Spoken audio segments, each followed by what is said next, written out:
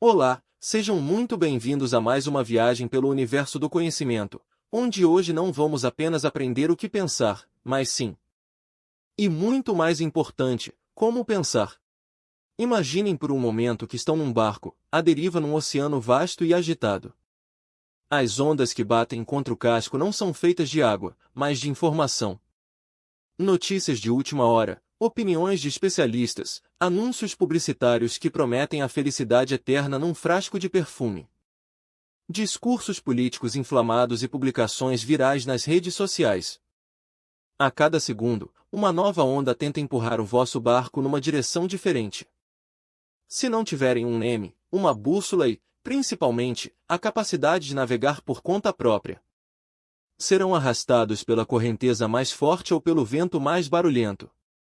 O livro que vamos dissecar hoje, Asking the Right Questions, A Guide to Critical Thinking, ou como foi traduzido de forma tão assertiva. Fatan SNGYBIN, de M. Neil Brown e Stuart McKeel, é exatamente esse manual de navegação. Ele não nos dá as respostas para os problemas da vida, ele dá-nos algo muito mais valioso, as perguntas. E é com esta premissa poderosa que iniciamos a nossa conversa, porque a qualidade da nossa vida é determinada, em grande parte, pela qualidade das decisões que tomamos, e essas decisões dependem inteiramente da nossa capacidade de filtrar a verdade no meio do ruído.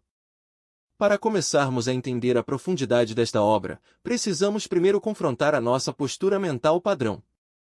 Os autores apresentam-nos uma metáfora brilhante e fundamental que serve de alicerce para tudo o que virá a seguir. A diferença entre a mentalidade de esponja e a mentalidade de garimpeiro. A maioria de nós fomos treinados, desde a escola primária, a agir como esponjas. O método da esponja é relativamente passivo, consiste em absorver o máximo de informação possível. Lemos um texto, sublinhamos as partes importantes, memorizamos os factos, e quando nos perguntam, regurgitamos essa informação. Não há nada de inerentemente errado nisso, afinal, precisamos de uma base de conhecimento para poder pensar. No entanto, a esponja tem um defeito fatal: ela não sabe distinguir. Ela absorve a água limpa com a mesma facilidade com que absorve a água suja. Se agirmos como esponjas no mundo atual, acabaremos por acreditar na última pessoa que falou conosco, ou na manchete mais sensacionalista. Simplesmente porque foi a informação que entrou. Em contraste absoluto, e é aqui que a magia acontece, temos a mentalidade de garimpeiro, ou daquele que procura ouro. O garimpeiro também recebe a mesma areia e a mesma água que a esponja, mas ele tem uma peneira. Ele tem um processo ativo. Ele agita a bacia, ele examina, ele descarta o cascalho sem valor e procura, com olhos atentos, as pepitas de ouro. Esta abordagem exige interação. Exige que, enquanto lemos ou ouvimos alguém, estejamos constantemente a dialogar com a informação. O garimpeiro pergunta: isto faz sentido? Por que devo acreditar nisto? Onde está a prova? Adotar a postura de garimpeiro é cansativo, exige esforço mental. Exige sair do piloto automático, aquilo que Daniel Kahneman chamaria de sair do sistema 1 e ativar o sistema 2, mas é a única forma de garantir que as ideias que habitam a nossa mente são, de facto, valiosas e verdadeiras, e não apenas lixo que alguém despejou lá. E agora que estabelecemos a necessidade de sermos garimpeiros ativos, surge a questão prática: por onde começamos a peneirar? O primeiro passo, e talvez o mais crucial na análise de qualquer discurso, artigo ou conversa, é identificar a estrutura básica do argumento. Muitas vezes, ficamos tão envolvidos na retórica ou na emoção de quem fala que perdemos o fio à meada. Os autores ensinam-nos que devemos começar sempre por encontrar duas coisas: a questão e a conclusão. Pode parecer simples, mas quantas vezes já se viram numa discussão onde, após 10 minutos, perceberam que ninguém sabia exatamente sobre o que estavam a discordar? A questão é o problema ou a controvérsia que está a ser debatida. Pode ser descritiva, como o consumo de carne vermelha causa cancro. Ou prescritiva, lidando com valores, como devemos proibir a publicidade a tabaco. Identificar a questão é encontrar o norte na bússola. Uma vez que sabemos qual é a pergunta, temos de procurar a conclusão. A conclusão é a mensagem que o autor ou orador quer que aceitemos. É o portanto, o logo, o ponto de chegada. E aqui reside um segredo importante: se não conseguirem encontrar a conclusão, provavelmente a outra pessoa não tem um argumento claro. Ou está apenas a desabafar. Mas encontrar a conclusão é apenas o início. A verdadeira análise crítica começa quando perguntamos: por quê? Um homem pode dizer-vos que o mercado de ações vai colapsar amanhã. Essa é a conclusão dele. Se vocês, como esponjas, aceitarem isso e venderem tudo, podem cometer um erro terrível. Como garimpeiros, vocês perguntam: quais são as tuas razões? As razões são os pilares que sustentam a conclusão. Sem razões, uma conclusão é apenas uma opinião infundada. O livro insiste que devemos ser implacáveis na busca pelas razões. Devemos listar os argumentos apresentados e ver se eles realmente suportam o peso da conclusão.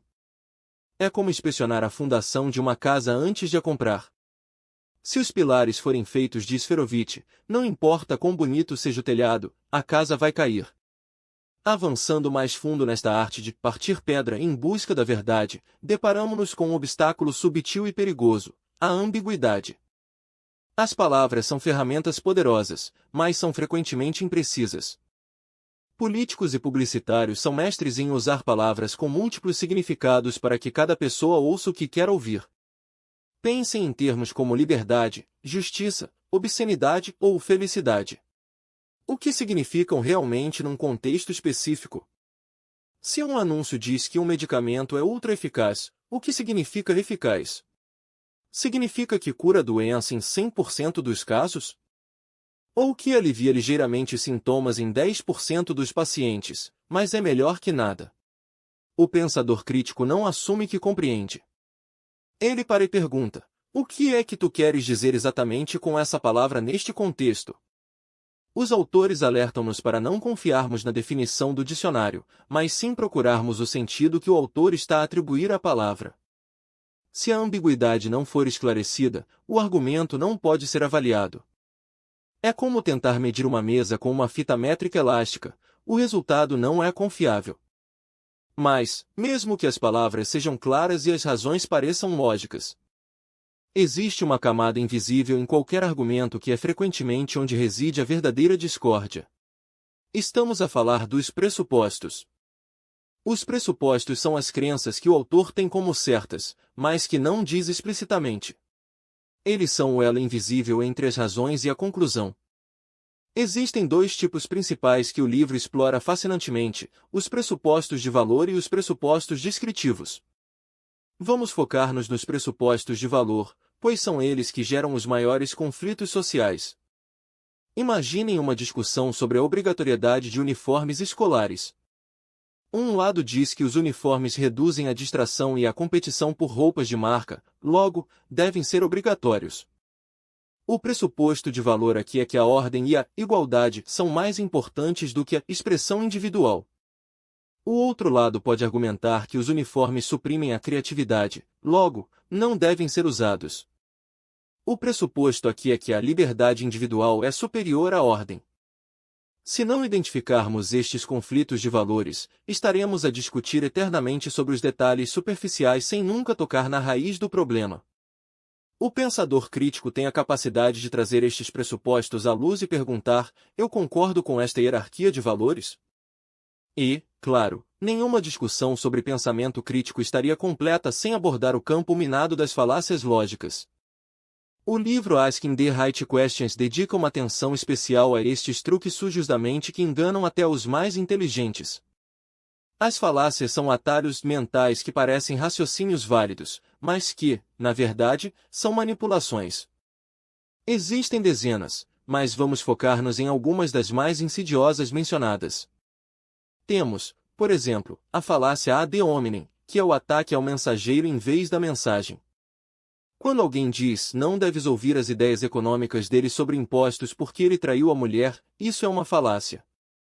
A vida pessoal dele não invalida a lógica do seu argumento econômico, mas o nosso cérebro primitivo tende a rejeitar a ideia porque rejeita a pessoa. Outra muito comum é a falácia do espantalho, onde se distorce o argumento do oponente para que seja mais fácil de atacar. Se alguém diz eu acho que devíamos regular melhor a venda de armas, e o oponente responde então tu queres confiscar todas as armas e deixar as pessoas indefesas contra criminosos? Ele criou um espantalho. Ele não está a atacar o argumento real, mas sim uma versão caricaturada e fraca dele. Temos ainda a falácia do falso dilema, que adoro mencionar porque é a favorita dos políticos. Ou aumentamos os impostos ou as escolas fecham. Será que só existem mesmo essas duas opções? O mundo raramente é preto e branco, é feito de infinitos tons de cinzento. O pensador crítico procura sempre a terceira, a quarta, a quinta opção que está a ser ocultada. E não podemos esquecer a falácia da derrapagem ou bola de neve, onde se argumenta que um pequeno passo levará inevitavelmente a uma catástrofe. Se permitirmos que os alunos usem telemóvel no recreio, daqui a nada não prestam atenção nas aulas, reprovam todos e a sociedade colapsa. Esta cadeia de eventos catastróficos raramente é justificada, mas é muito eficaz para gerar medo. Identificar estas falácias é como aprender a ver os fios que controlam as marionetas, de repente. O espetáculo deixa de nos iludir e passamos a ver a mecânica por trás da manipulação. Continuando a nossa prospeção, chegamos a um dos terrenos mais escorregadios de todos, a evidência. No nosso dia a dia, ouvimos constantemente, estudos mostram que. Especialistas afirmam. Ou, o meu vizinho fez e funcionou. O livro ensina-nos a olhar para a evidência com um ceticismo saudável. Nem toda a evidência é criada de igual forma. A intuição e a experiência pessoal, por exemplo, são vivas e emocionais, mas são péssimos guias para generalizações. O facto de o vosso tio ter fumado 3 maços por dia e vivido até aos 90 anos não prova que o tabaco não faz mal, isso é uma anedota, um caso isolado. Não um dado estatístico. Da mesma forma, o apelo à autoridade deve ser questionado. Só porque um médico ou um professor disse algo, não significa que seja verdade absoluta. Eles podem ter interesses financeiros, podem estar desatualizados ou podem estar a falar fora da sua área de especialidade. E por falar em especialidade, entramos no mundo perigoso das estatísticas. Há uma frase célebre que diz que existem 3 tipos de mentiras: mentiras descaradas e estatísticas. Os autores mostram como os números, que parecem tão objetivos e frios, podem ser torturados até confessarem qualquer coisa. Um exemplo clássico é o uso de médias. Se vos disserem que o salário médio numa empresa é de 5.000 euros, isso parece ótimo. Mas se a empresa tiver um dono que ganha 45.000 euros e 9 empregados que ganham 500 euros cada, a média continua a ser 5.000, mas a realidade da maioria é de pobreza. O pensador crítico pergunta: que tipo de média é esta? É a média aritmética? É a mediana? É a moda? Outro truque é a apresentação de percentagens sem os números absolutos. Dizer que o crime aumentou 50% é assustador.